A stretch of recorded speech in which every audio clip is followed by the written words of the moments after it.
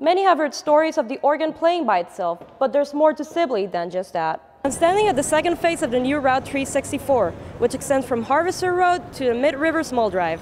Zephyr XD is now available in some locations around St. Charles County. One of them is Walgreens. The seats are empty, but are we really alone? Two gentlemen might be here with us. Their hearts might have never left Jelko Theater. This is one of the many classrooms in which fashion students like Abaya design much of their dresses on works. This past weekend, people could experience a little bit of Deutschland right here in St. Charles. Black Friday is not the only day bringing people out to shop. Small Business Saturday is a national initiative started by American Express in 2010 to encourage people to shop in local stores. While it was a very competitive race, there is no doubt that minority voters played a role in this election. In key battleground states like Florida and Ohio, those extra points from minority and young voters helped put President Obama over the top. Today, November 6, 2012, citizens all across the nation go out to decide who they want as a leader for the next 4 years. The population in the city of St. Charles is about 66,000, and out of them, about 12% represent a minority group. A lot of St. Charles minority residents have gone out today to cast their votes and make their opinions count. Such was the case of a St. Charles small business owner. Horacio Esparza runs a small grocery store in St. Charles on Rosie Road, along with his wife. They have been living in the United States for over 15 years. Horacio emphasized how proud he is to be able to make his voice heard. Yo me hice ciudadano en 1996 y es un privilegio, un orgullo poder votar, poder tomar decisiones y ayudar a la comunidad por medio del voto. Lindenwood University students are also delighted to go out and cast their votes. Many of the university's residents have a polling location right behind Harmon Hall on campus, the St. Charles Presbyterian Church. Graphic design student and first-time voter Angelia Duncan was very happy to take part in the 2012 elections. Duncan has American citizenship but was raised most of her life in Panama City, Panama. This is my first time voting, so it was very exciting and interesting to vote. And we don't have to go too far to find enthusiastic young voters. LUTV's Mariah Stewart feels voting is something everyone should be proud of. It's something that we're privileged to do. Not every country has that option of going out there to vote for their president, and we do, so be a part of it. Make your voice heard. Even though all these people come from different backgrounds and places, they all could agree in one thing. Minority voters are really important to the nation. Yo pienso que para el país sí es importante.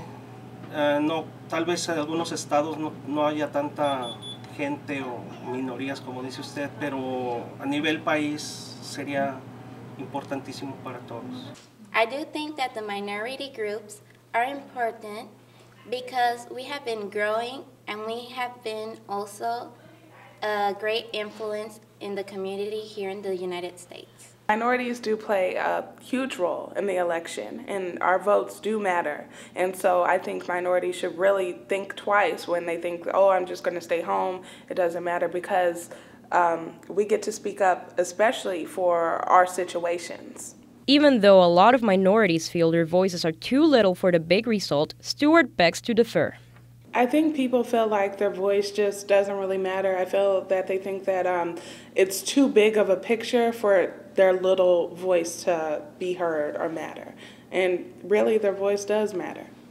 Minority or not, we are all part of the huge diversity that forms the United States of America. And no matter how small it might seem, everyone's vote counts in the end. For LUTV News, Anne-Marie Hart.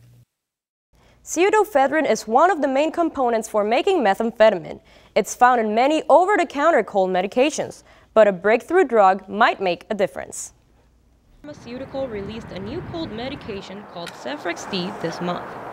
It's a pseudoephedrine-based decongestant. However, what makes Zephyr XD different is the new process in its formulation called Terex. Terex technology prevents the extract of the substance from the pill, avoiding the making of meth.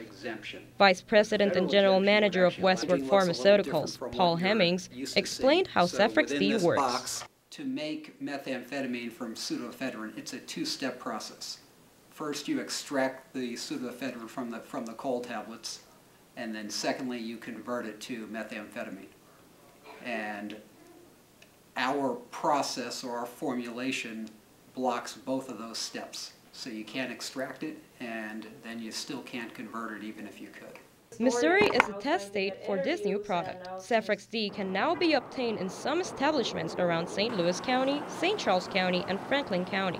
Hemmings explained the reason why the Show Me State is a test ground. Missouri is acknowledged as having the biggest methamphetamine problem in the country. And we made our decision to start here where the problem was the greatest. And once we build consumer awareness and acceptance for our product in Missouri, we will expand to other states and across the entire U.S. Cephrex D is now available in some locations around St. Charles County. One of them is Walgreens. You can also find the product at Schnucks, CVS, and Walmart. Police say the drug is a step in the right direction.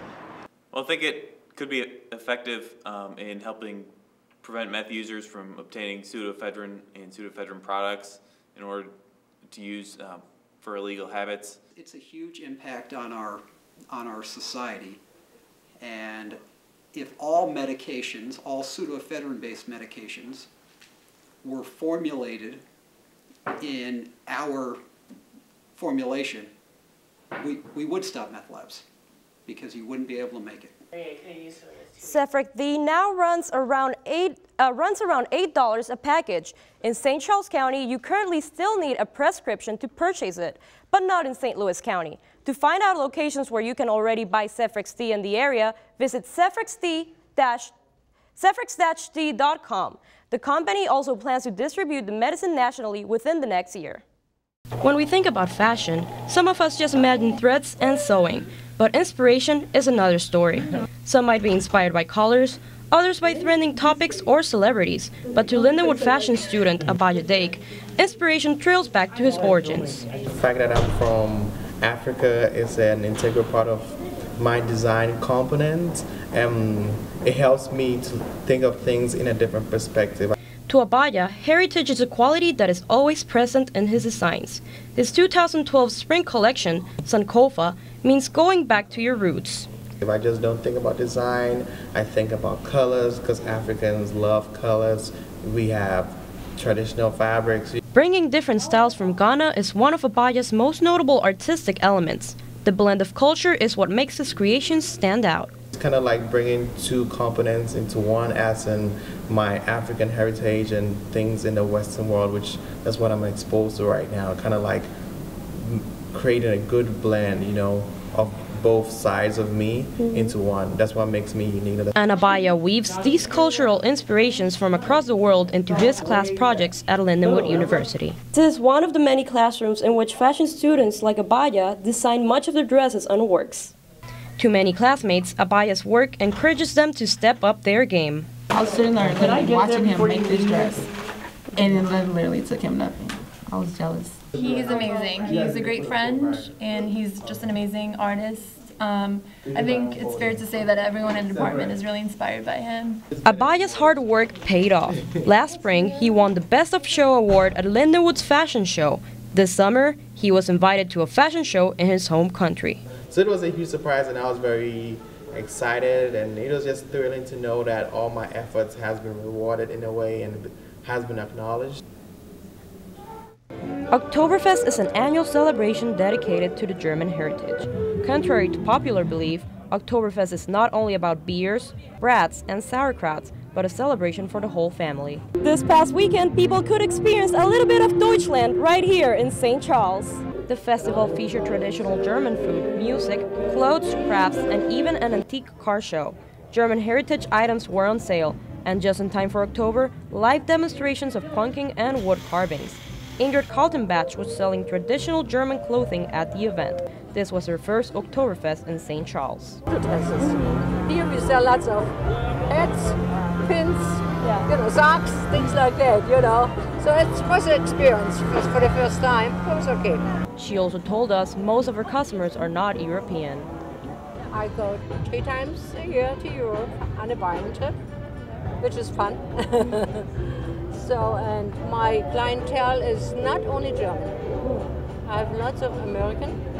I would say maybe 60% American. From dresses to food, the annual celebration brings a lot of people to the area. Oktoberfest chairman Dan Faust says the event drew a large crowd. There's probably 35,000 people here on Saturday, 15,000 on Friday, and probably be another 10,000 out here today. Faust believes the family-friendly atmosphere is what keeps people coming back. This year, and there's, you know, magicians and clowns and movies for the children, just really family-oriented, and almost everything we do is geared towards family. Plans for next year's Oktoberfest are already underway. For LUTV News, I'm Marie Hart. Demolition of the westbound Blanchette Bridge is underway, and there's nothing like a blast to make it official. The closure of the Blanchette Bridge has been on the mind of many St. Charles residents. For the next step of the project, LUTV's Brian Webb joins us for an update. Thanks, Brian. Another bridge in St. Charles County will undergo construction. The two spans of the Daniel Boone Bridge are expected to remain open during construction next spring. This project will cost about $111 million. About 100,000 cars cross the Boone Bridge daily. Tim Lomar, an associate circuit court judge in St. Charles County, has been nominated to become the county prosecuting attorney. County Executive Steve Ellman made the nomination as the existing prosecuting attorney has been promoted to a different government role. The interim attorney selected for the position will hold that office from January 1st of 2013 until the next general election in November of 2014. The Show Me State is showing up to $6 million in unclaimed gift cards. Currently, $700 million of unclaimed property are held by the state treasury. Missouri state law requires businesses, public agencies, insurance companies, and financial institutions to turn over unused cards.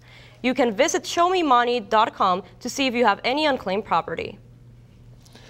Straight ahead on LUTV News, Black Friday is highly anticipated shopping day. But small businesses are ready to compete with the big chain stores with their own special shopping day.